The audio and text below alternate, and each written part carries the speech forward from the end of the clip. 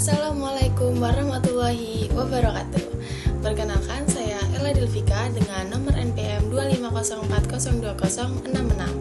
Saya dari kelas 25C. Di sini saya akan mengerjakan tugas dari dosen pengampu Bapak Jovan Renaldi Gumai, SPD MPD, dengan judul Kecemasan dalam Psikologi Olahraga.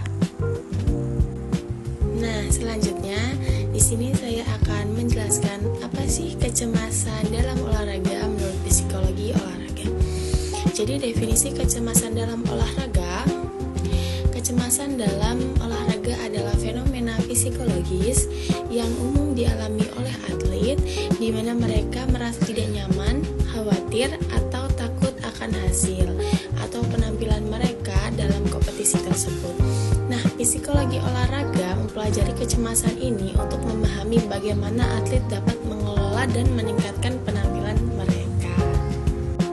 Jadi, sama halnya, atlet ini memiliki rasa tidak percaya diri, rasa khawatir, dan rasa tidak nyaman pada dirinya dia sendiri saat kompetisi tersebut. Nah, ketika si atlet ini memiliki perasaan tersebut, atlet ini jadi merasa psikologisnya ini tidak seimbang dan dia merasa akan kegagalan dalam kompetisi tersebut. Nah, setelah itu saya akan menjelaskan yang ada di bawah ini. Itu ada jenis-jenis kecemasan dalam olahraga. Nah, yang pertama itu ada kecemasan kognitif. Jadi kecemasan kognitif itu adalah kecemasan yang ditandai dengan pikiran yang negatif atau pikiran-pikiran dari si atlet. Contohnya kayak saya nggak bakalan menang nih, saya nggak bakalan bisa nih, dan saya nggak bakalan bisa dapat juara. Nah, itu termasuk dalam kecemasan kognitif di dalam atlet, di dalam diri atlet, yang itu menyebabkan cenderung tidak percaya diri dengan dirinya sendiri. Nah, yang kedua ada kecemasan somatik. Jadi kecemasan somatik itu termasuk dalam respon fisik sebelum atau sesudah bertanding, ataupun bisa juga pada saat bertanding. Nah, itu dapat menyebabkan kondisi fisik atau si atlet ini bisa cedera. Nah, terus yang ketiga ada kecemasan psikologis. Jadi kecemasan psikologis ini termasuk ke dalam kecemasan yang ada di dalam emosional diri atlet. Jadi bagaimana caranya si atlet ini mengondisikan kecemasan tersebut agar mendapatkan hasil yang maksimal, seperti itu. Nah, selanjutnya ada faktor-faktor yang mempengaruhi kecemasan. Yang pertama ada kepribadian, yang kedua ada pengalaman, dan yang ketiga ada tekanan, yang keempat ada lingkungan.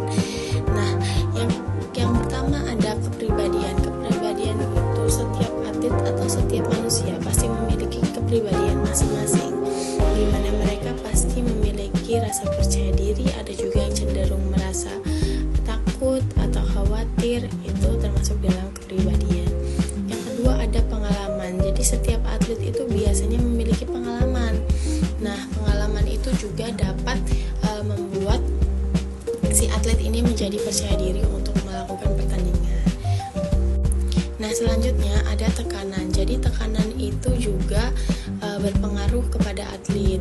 Nah, berpengaruhnya ini ada dua macam. Yang pertama ada berpengaruh untuk kebaikan si atlet, dan ada juga tekanan yang membuat si atlet ini jadi down. Jadi gimana caranya kita atau seorang atlet ini memiliki seorang pelatih yang memang menekankan itu untuk kebaikan si atlet, bukan menekankan yang kemudian si atlet ini jadi merasa cenderung tertekan dan rasa takutnya itu lebih dominan.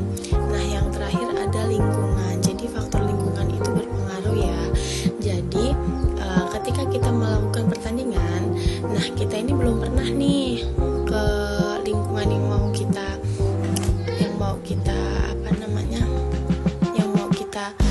tandingkan. Nah, pasti kita merasa asing. Nah, bagaimana caranya? Kita harus mengecek lokasi terlebih dahulu atau lingkungan tersebut untuk mendapatkan hasil yang maksimal. Nah, yang selanjutnya ada dampak kecemasan dalam olahraga. Yang pertama itu ada penampilan yang buruk, cedera, dan kehilangan motivasi. Nah, sama aja dampak kecemasan ini dapat memicu penampilan yang buruk dalam atlet. Nah, itu dapat menyebabkan cedera. Nah, setelah kita cedera dan penampilan yang buruk, otomatis kita akan kehilangan motivasi seperti itu. Nah, selanjutnya ada teori kecemasan dalam olahraga. Jadi, teori kecemasan dalam olahraga ini saya ambil dari 3, yaitu dari Yorkes Donson, dan dari Solfjormon, dan dari Kansel Kompetisi Martinez dari 1977. Nah, yang pertama itu menyatakan bahwa psikologi olahraga dapat mempengaruhi penampilan atlet atau kecemasan itu dapat mempengaruhi penampilan atlet dalam bentuk kurva U. Nah, ada juga teori ini menyatakan bahwa kepercayaan diri atlet dapat kemampuan mereka dapat mempengaruhi kecemasan dan penampilan mereka. Nah, selanjutnya di sini ada pengukuran kecemasan dalam olahraga. Jadi, pengukuran kecemasan dalam olahraga yang pertama itu ada skala kecemasan. Jadi, skala kecemasan adalah alat ukur yang digunakan untuk mengukur tingkat kecemasan atlet. Yang kedua ada observasi. Observasi adalah metode pengukuran kecemasan dengan mengamati perilaku atlet selama kompetisi atau latihan. Nah, yang ketiga ada wawancara. Jadi, wawancara adalah metode pengukuran kecemasan dengan bertanya langsung kepada si atlet tentang perasaan dan pikiran mereka. Yang keempat ada pengukuran psikologis, adalah pengukuran metode atau pengukuran kecemasan dengan mengukur respon fisiologi atlet tersebut. Nah, selanjutnya ada pikiran positif dalam olahraga, dalam psikologi olahraga.